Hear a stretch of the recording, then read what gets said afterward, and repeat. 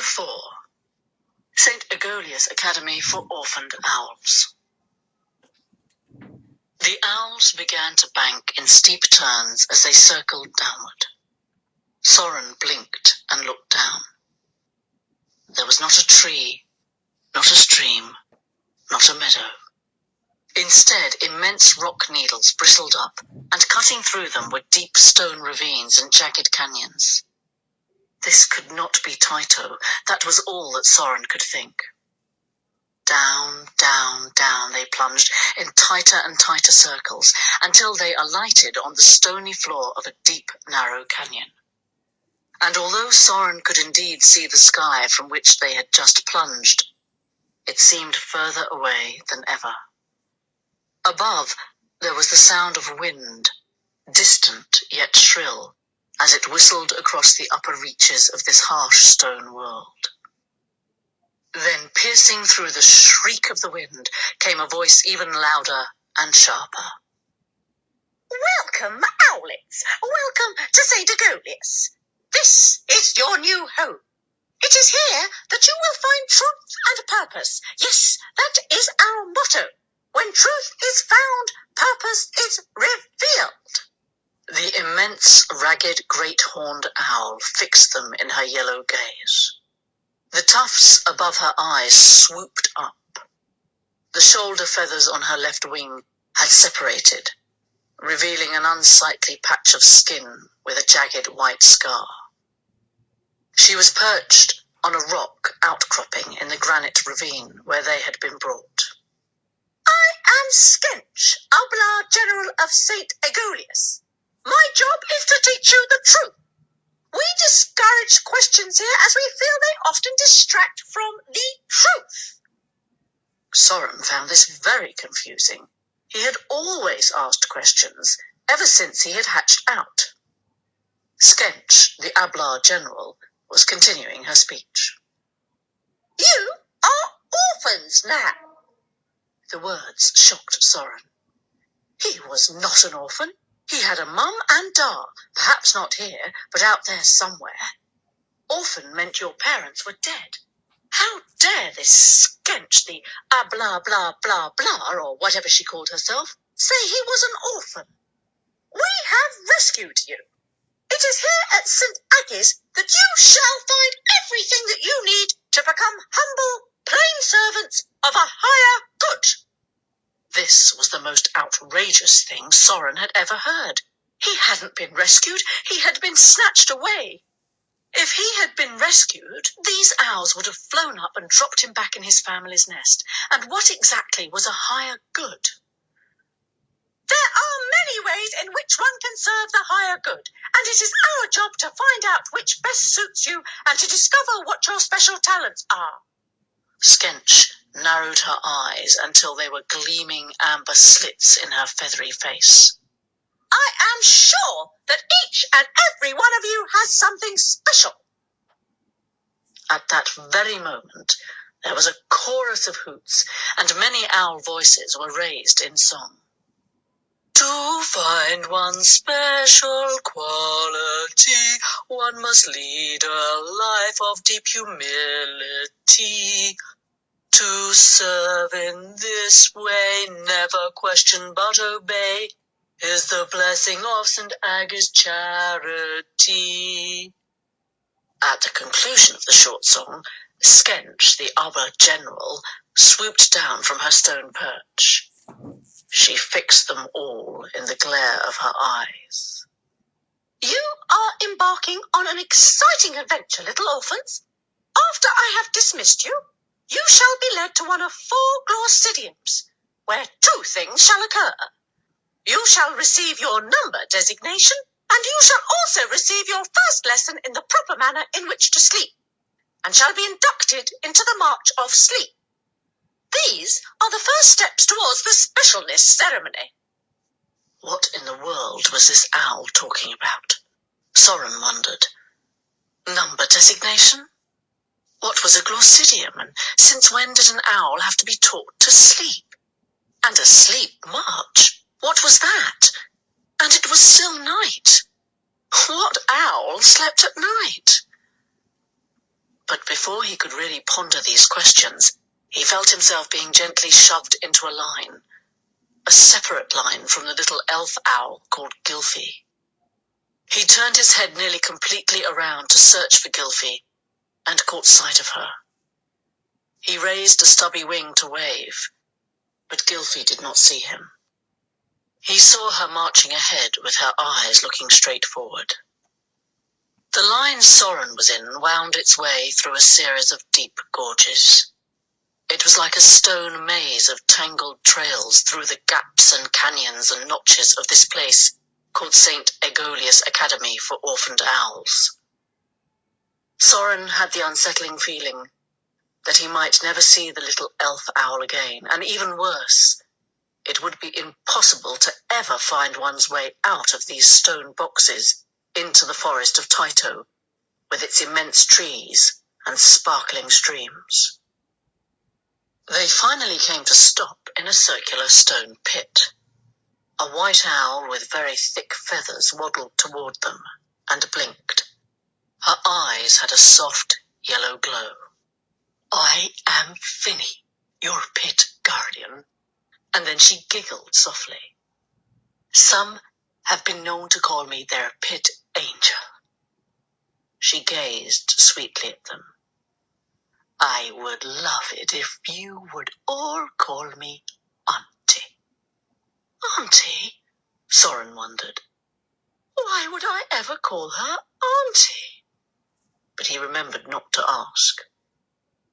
"I must, of course, call you by your number designation, which you shall shortly be told," said Finny.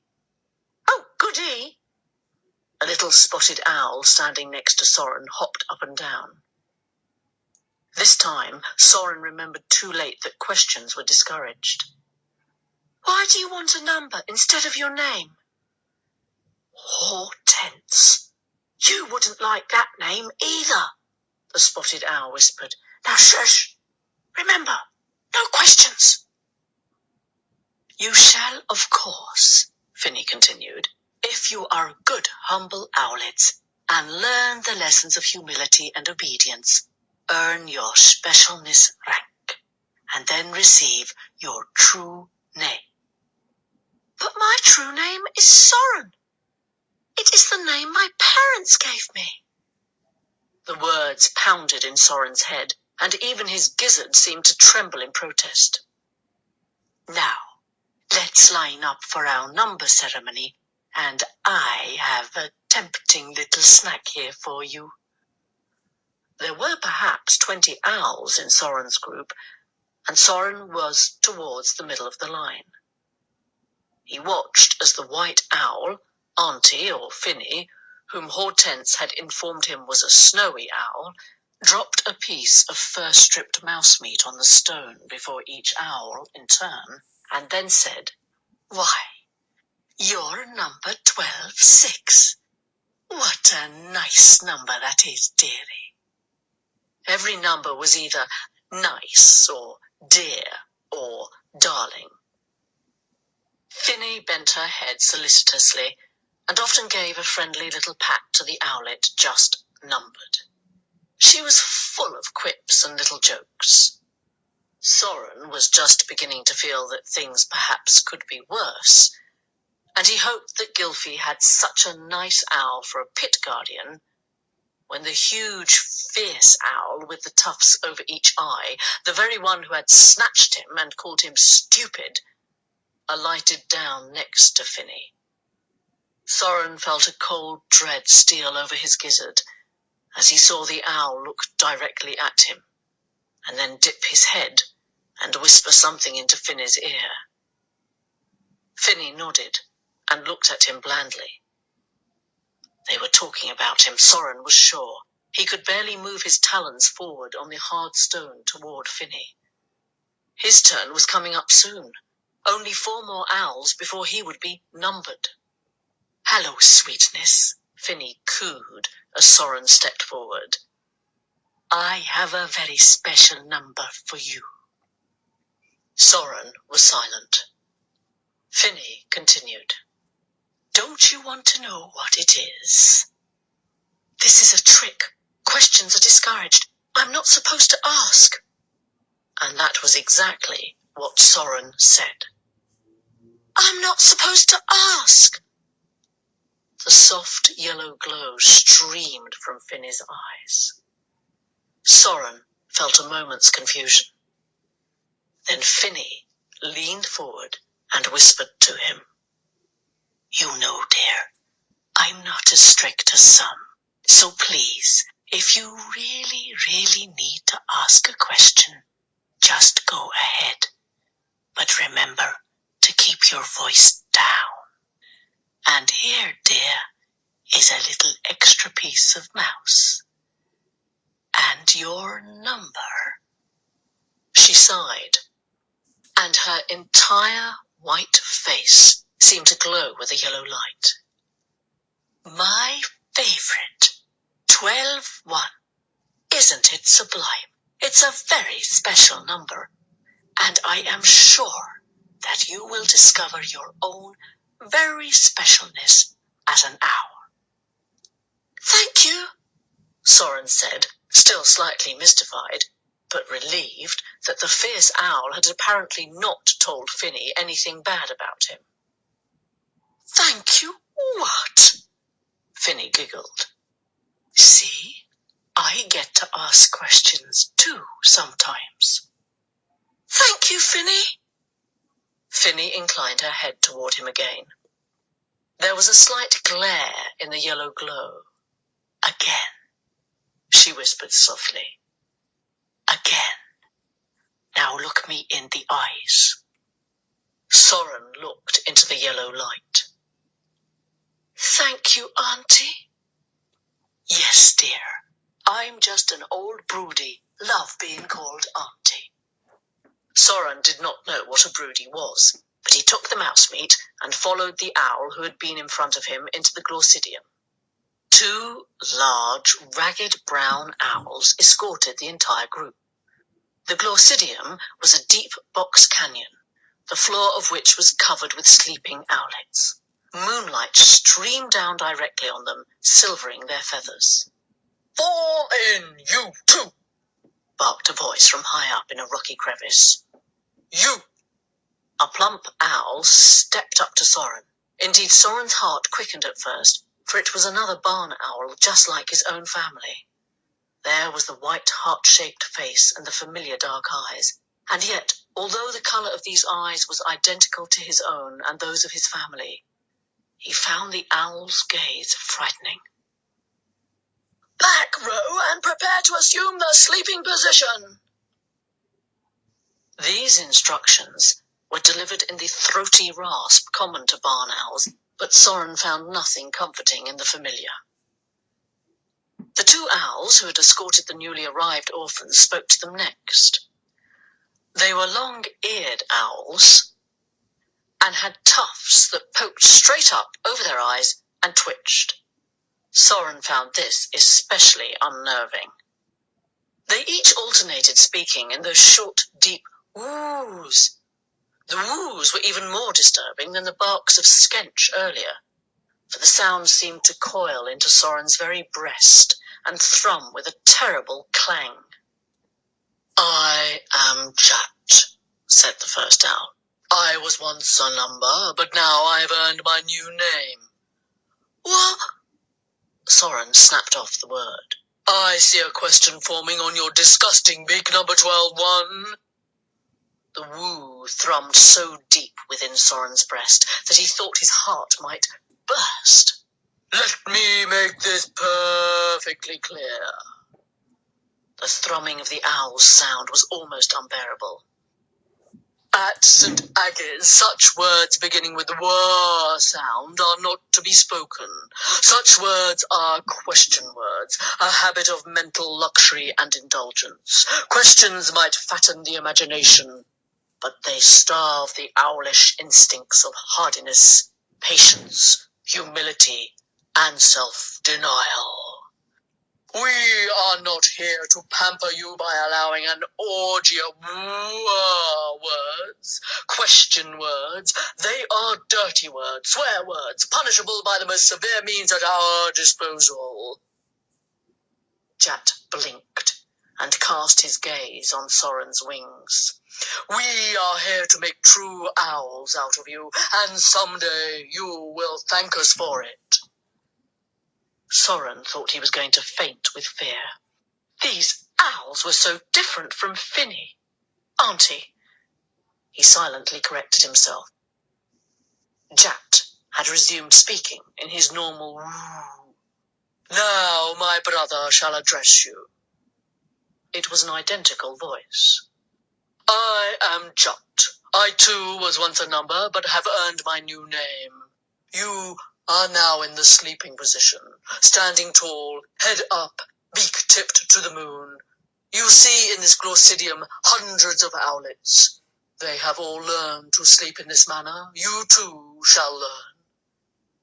Soren looked around, desperately searching for Gylfi, but all he saw was Hortense, or number 12-8. She had assumed the perfect sleeping position. He could tell by the stillness of her head that she was sound asleep under the glare of a full moon. Soren spotted a stone arch that connected to what he thought was another glaucidium. A mass of owls seemed to be marching. Their beaks were bobbing open and shut, but Soren could not hear what they were saying.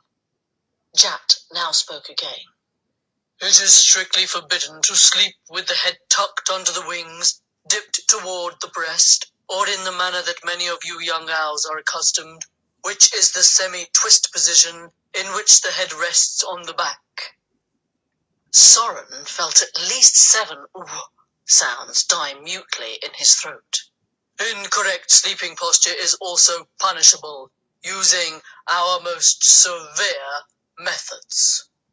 Sleep correction monitors patrol the glaucidium, making their rounds at regular intervals," Jat continued. Now it was Jat's turn again. Their timing seemed perfect. Soren felt they had given this speech many times. "Also, at regular intervals, you shall hear the alarm. At the sound, all owlets in the glaucidium are required to begin the sleep march. During the sleep march," Jat resumed, "you march, repeating your old name over and over and over again. When the second alarm sounds, you halt where you are.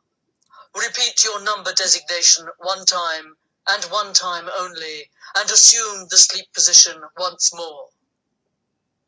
Both owls next spoke at once in an awesome thrum. "Now, sleep!" Soren tried to sleep. He really did try. Maybe Finny, he meant Auntie, would believe him. But there was just something in his gizzard, a little twinge, that seemed to make sleep impossible. It was almost as if the shine of the full moon that sprayed its light over half the glaucidium became a sharp silver needle, stabbing through his skull and going straight to his gizzard. Perhaps he had a very sensitive gizzard like his Daha. But in this case he wasn't tasting the sweet grass the meadow mouse had feasted on. He was tasting dread. Soren was not sure how long it was before the alarm sounded, but it was soon time for his first sleep march. Repeating his name over and over, he followed the owls in his group and now moved into the shadow of the overhang of the arch. "Ah," Soren sighed. The stabbing feeling in his skull ceased. His gizzard grew still, and Soren became more alert, the proper state for an owl who lived in the night. He looked about him. The little spotted owl named Hortense stood next to him. "Hortense," Soren said. She stared at him blankly and began tapping her feet as if to move. A sleep monitor swooped down. "What you marching in place for, 12-8? Assume the sleeping position." Hortense immediately tipped her beak up, her head slightly back, but there was no moon to shine down upon it in the shadow of the rock. Soren also, in the sleep position, slid his eyes toward her. Curious, he thought. She responded to her number name, but not her old name. except to move her feet. Still unable to sleep in this newfangled position, Soren twisted his head about to survey the stone arch. Through the other side of the arch, he caught sight of Gylfi, but too late. The alarm sounded a high, piercing shriek. Before he knew it, he was being pushed along as thousands of owls began to move. Within seconds, there was an indescribable babble as each owl repeated its old name over and over again. It became clear to Soren that they were following the path of the moon around the Glaucidium. There were, however, so many owls that they could not all be herded under the full shine of the moon at the same time. Therefore, some were allowed an interval under the overhang of the rock arch. Perhaps he and Gylfi, since they had wound up before at the arch at the same time, could meet there again. He was determined to get close to Gylfi the next time. But that would take 3 more times. 3 more times of blathering his name into the moonlit night. 3 more times of feeling the terrible twinge in his gizzard. 12-1, tip that beak up. It was a sleep monitor. He felt a thwack to the side of his head. Hortense was still next to him. She mumbled, 12-8. What a lovely name that is, 12-8. Perfect name. I love 2s and 4s and 8s. So smooth. Hortense, Soren whispered softly. Her talons might have just vaguely begun to stir on the floor, but other than that, nothing. Horty? He tried, but the little spotted owl was lost in some dreamless sleep. Finally, Soren was back under the arch and quickly moved over to the other side, which connected to the neighbouring Glaucidium. The sleep monitors had just barked out the command, "Now, sleep!" Suddenly, Gylfi was there. The tiny elf owl swung her head towards Soren. "They're moon-blinking us," she whispered,